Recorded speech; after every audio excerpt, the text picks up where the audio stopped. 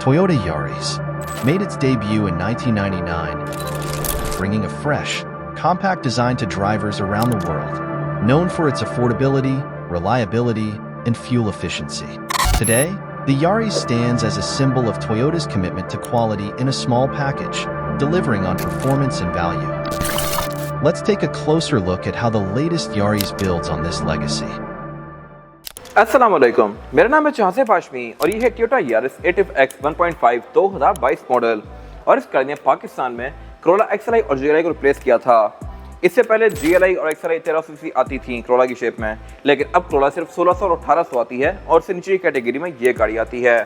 फिर यारिस उन लोगों के लिए एक अच्छा ऑप्शन है जो कि हैचबैक से एक डिग्गी वाली कार पे मूव करना चाहते हैं, या फिर वो लोग जो कि एक प्रॉपर डिग्गी वाले सेडान देखना चाह रहे हैं। ये गाड़ी ओवरऑल एक काफ़ी अच्छा ऑप्शन है। और इसके अलावा जब ये गाड़ी लॉन्च की गई थी तो इसके कंपटीशन में कोई खास गाड़ी थी नहीं। सिटी की 5th जनरेशन आ रही थी जो कि बहुत ऑब्सोल्यूट हो चुकी थी और इसके अलावा बाकी ऑप्शन नहीं थे। लेकिन अब एस्टन भी आ चुकी है, सिटी भी नई वाली आ चुकी है, प्रोटॉन सागा एस आती है और इसके अलावा आपको इस प्राइस ब्रैकेट में यूज में सिविक एक्स वगैरह भी मिल जाती हैं। तो ये गाड़ी उनके साथ कम्पीट कर सकती है कि नहीं, 40 से 50 लाख के बीच में ये गाड़ी वर्थ इट है या नहीं, ये सब मैं कवर करूंगा इस रिव्यू में। फिलहाल अगर बात की जाए इस गाड़ी की प्राइस की तो इसकी डिमांड 40,50,000 रुपए है और ये साइकिल मोटरस्पोर्ट के पास अवेलेबल है। अगर आपने इसके बारे में कोई इन्फॉर्मेशन लेनी है तो आप दिए गए नंबर पे कॉल कर सकते हैं या फिर आप साइकिल मोटरस्पोर्ट को विजिट कर सकते हैं जो कि रावलपिंडी में DH2 के गेट 1 के ऑपोजिट लोकेटेड है। और इसके अलावा साइकिल मोटर्स की एक और ब्रांच है जो कि रावलपिंडी में मरी रोड पे लोकेटेड है। Overall it's a great sedan and today I am going to review it.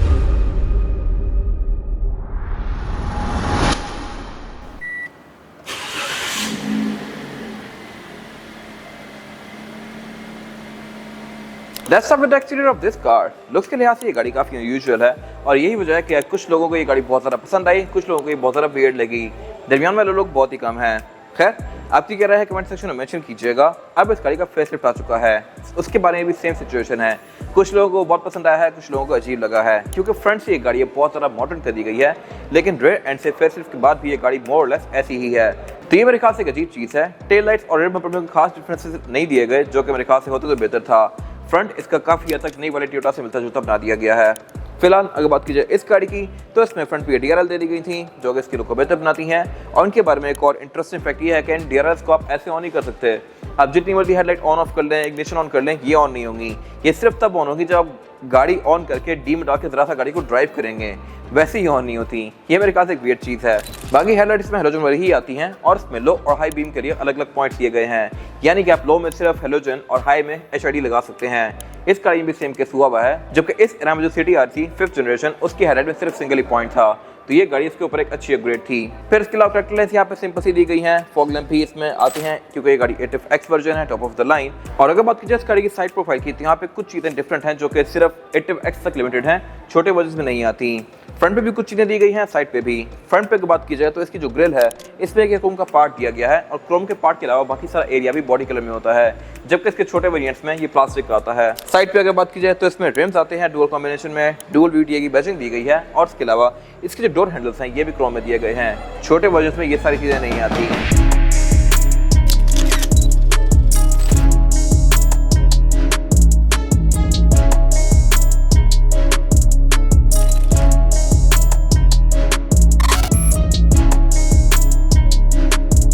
और अगर बात की जाए इस गाड़ी की साइड प्रोफाइल की तो साइज के लिहाज से ये गाड़ी सिटी वगैरह जितनी है। सिविक और ग्रैंड से ये गाड़ी छोटी है। बहुत सारे लोग कहते हैं कि कोरोला का इसका साइज सेम है, बट ऐसा नहीं है। ये कैटेगरी थोड़ी सी छोटी है और बाकी ग्राउंड क्लियरेंस वगैरह के लिहाज से गाड़ी डिसेंट है।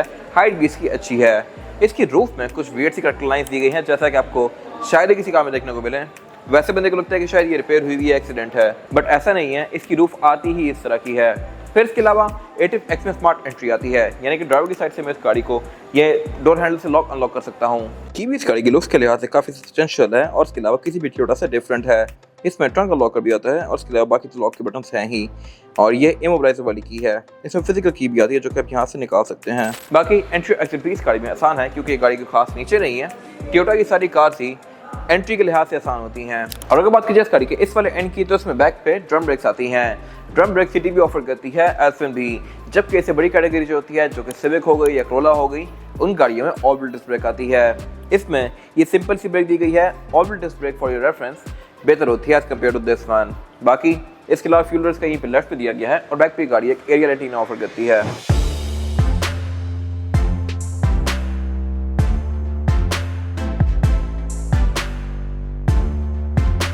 और अगर बात की जाए इसका एक रेयर एंड की तो ये भी लुक्स के लिहाज से खूबसूरत हैं। बैक पे टेल लाइट इसका में अच्छी खासी बड़ी दी गई है, लेकिन इसमें जो ग्लो करने वाला पार्ट है वो बहुत छोटा सा है। I am not sure why. यहाँ पे ये बस एक एलईडी स्ट्रिप दी गई है और ब्रेक के लिए इसमें यहाँ पे सिर्फ ये 4-5 एलईडीज आती हैं। ये मेरे ख्याल से बड़ी वियर्ड चीज़ है। बाकी पूरी की पूरी टेल लाइट जो है ये ब्लैंक है। बाकी इंडिकेटर और रिवर्स इसमें हेलोजन में आता है और इसके अलावा ये क्रोम की फ्रिल दी गई है जो कि लुक्स को बेहतर बना रही है। ये प्री फेसलिफ्ट कार है, इसको फेसलिफ्ट कर दिया गया है और फेसलिफ्ट में इसके बम्पर में यहाँ पे ग्रे कलर का एरिया ऐड कर दिया गया है जो कि थोड़ा इसके लुक्स को डिफरेंट बना रहा है, but with the passage of time वो फेड हो जाएगा। और उसको अगर आप रिवाइव वॉल वगैरह ना मारे तो 1-1.5 साल बाद वो काफ़ी बसीदा सी लुक देगा बैक को। मेरे ख्याल से ये लुक ज़्यादा बेहतर था। बाकी अगर बात कीजिए ट्रंक कैपेसिटी की तो यहाँ पे एक इंटरेस्टिंग फैक्ट है और वो ये है कि इस गाड़ी की डिग्गी क्रोला की डिग्गी से ज़्यादा स्पेशियस है। क्रोला की ट्रंक कैपेसिटी 400 समथिंग लीटर्स है, इसकी कैपेसिटी 500 समथिंग लीटर्स है, तो इसका ट्रंक उससे ज़्यादा बेहतर है। और इसकी मेरे ख्याल से मेन वजह इसकी हाइट है। इसकी डिग्गी अच्छी खासी डीप है, क्रोला की इतनी डीप नहीं आती। फिर नीचे दी गई लिफ्ट को उठा के मैं इस गाड़ी का स्पेयर टायर और टूल किट एक्सेस कर सकता हूँ। रेयर बेंचेस में फिक्स जाते हैं, इनको अफोर्ड नहीं कर सकता। अगर ये फोल्डेबल होता तो अच्छी बात थी। बाकी ट्रंक में इंसुलेशन भी इसके दी गई है जो कि अगेन एक अच्छी चीज़ है और इसके अलावा यहाँ कुछ खास है नहीं।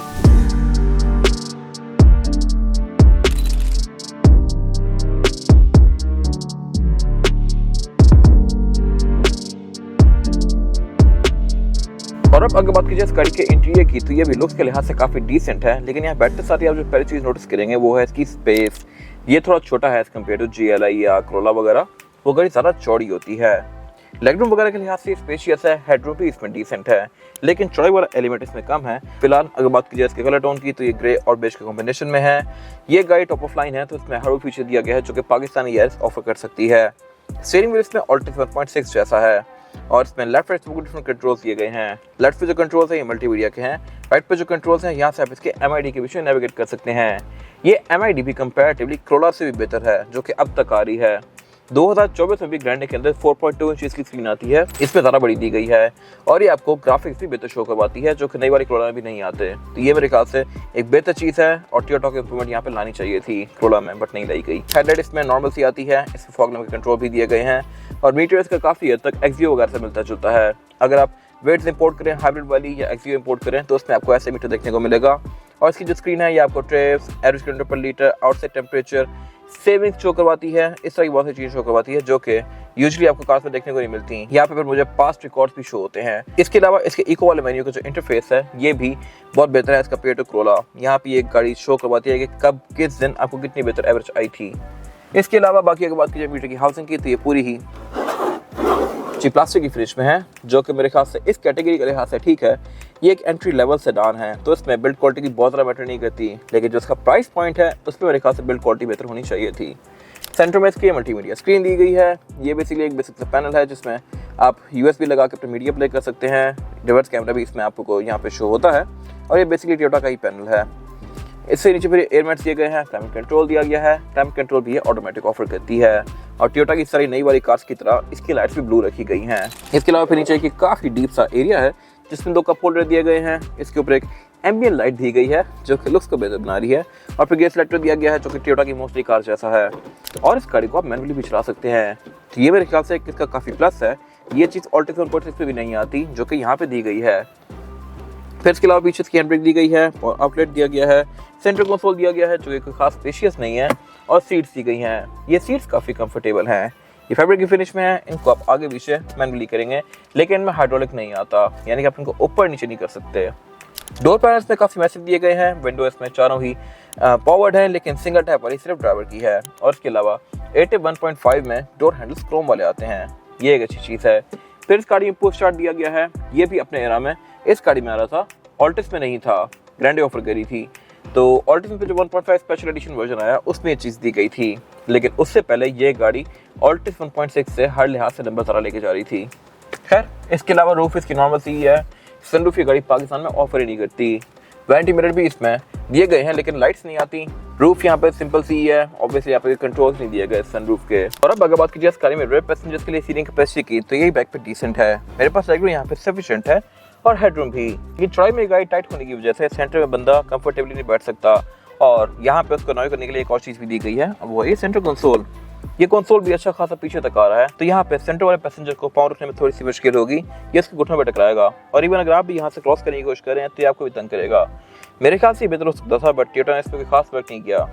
बैक पे यहाँ पे फीचर्स के नाम पे पावर आउटलेट दिए गए हैं, सीट बेल्ट दी गई हैं, RC के पोर्ट्स दिए गए हैं और 3 हेडरेस्ट दिए गए हैं। सेंटर कंसोल यार इसमें आता ही नहीं है। Corolla में भी XLI में नहीं था, GLI से ऑनवर्ड्स आना शुरू होता था। तो बेसिकली टोयोटा की गाड़ी में सेंटर कंसोल भी एक एड ऑन फीचर है जो कि बड़ी ट्रेंड्स में आता है।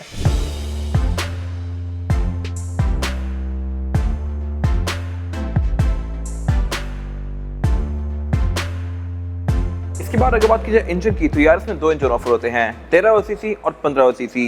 1300 सीसी वाली कार में जो मैनुअल वर्जन होता है वो बिल्कुल बेसिक होता है, फिर इसमें ऑटोमेटिक भी आता है, फिर ये 1500 सीसी वाली कार होती है। और कुछ लोग इसको Altis 1.6 से भी कंपेयर करते हैं, कुछ लोग GLA ऑटोमेटिक से भी इस पर स्विच कर जाते हैं। तो एवरेज के लिहाज से क्या ये गाड़ी बेहतर है? ऑब्वियसली, लेकिन साइज के लिहाज से Corolla इससे बेहतर ऑप्शन है। Corolla में फीचर भी कुछ इससे बेहतर आते हैं, बट नॉनदलेस ये गाड़ी भी अपनी कैटेगरी में एक अच्छा ऑप्शन है। अगर आपको एवरेज और परफॉर्मेंस चाहिए तो ये गाड़ी 1.6 से बेहतर है, जो कि CVT के पहले वाली कार थी। जो CVT वाली कार है वो गाड़ी से बेहतर है ऑब्वियसली। खैर, ये जो डुअल VTI है, लेकिन साइज के लिहाज से काफ़ी छोटा सा है, 1500 सीसी होते हुए भी, जबकि इसी कैटेगरी में जो Corolla आती है वो 1300 या 1600 सीसी इंजन भी इससे बड़े ऑफर करती है। अगर बात कीजिए परफॉर्मेंस फिगर्स की, तो ये गाड़ी 106 हॉर्स पावर प्रोड्यूस करती है, जो कि ठीक है बड़ी साइज के लिहाज से, लेकिन सिटी की हॉर्स पावर 120 है, जो कि इसका डायरेक्ट कॉम्पिटिशन है। तो सिटी परफॉर्मेंस के लिहाज से इससे थोड़ी सी ज़्यादा तेज होगी। ट्रांसमिशन इसमें CVT आती है, बाकी इसका कॉम्पिटिशन भी CVT या DCT ऑफर कर रहा है। और अगर बात कीजिए एवरेज की, तो ये गाड़ी आपको आराम से 15-16 की दे सकती है, डिपेंडिंग अपॉन ड्राइविंग पैटर्न। अगर आप इसको प्यार से चलाते हैं तो, अगर आप इसको रफ यूज़ करते हैं तो ये गाड़ी 10 तक भी आ सकती है। फिर इसके अलावा कॉस्ट ऑफ मेंटेनेंस के लिहाज से भी गाड़ी खास महंगी नहीं पड़ती। इसमें ABS, traction control, drive modes, ये सारी चीज़ें दी गई हैं जो कि इसकी राइड को बेहतर बनाती हैं। बोनट के अंदर अगर इंस्टॉलेशन होती तो मेरे ख्याल से और बेहतर हो जाता, बट इसमें नहीं दी गई।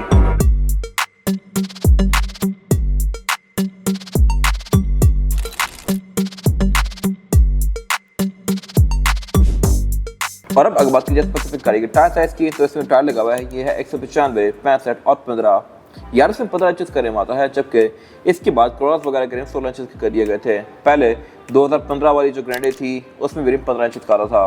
खैर, ये रिम डुअल कॉम्बिनेशन में है, एल्यूमिनियम और ग्रे के, और इसके अलावा टायर स्पेसिफिक कार में कॉन्टिनेंटल का लगा हुआ है, जो कि बहुत अच्छा टायर है और इसकी लाइफ अभी हाफ से भी ज़्यादा रिमेनिंग है। तो ये आपको 20-25 हज़ार किलोमीटर और एक अच्छी राइड प्रोवाइड करेगा। फिर इसके अलावा यारिस में फ्रंट पे डिस्क ब्रेक आती है, बैक पे ड्रम ब्रेक्स आती हैं, ऑब्वियसली क्योंकि कैटेगरी ही छोटी है एज कम्पेयर टू Corolla। तो इसमें 4 व्हील डिस्क ब्रेक नहीं दी गई, Corolla में 4 व्हील डिस्क ब्रेक आती है। ये था आज का रिव्यू। अगर आपको ये रिव्यू पसंद आया है तो इस रिव्यू को लाइक कीजिए, मेरे चैनल को सब्सक्राइब कीजिए, और अगर आपके पास इस गाड़ी से रिलेटेड कोई भी राय है तो उसको कमेंट सेक्शन में शेयर जरूर कीजिएगा, ताकि वो लोग जो ये गाड़ी लेने वाले हैं वो आपकी राय से फ़ायदा उठा सकें। अपना ख्याल रखिएगा। Thank you.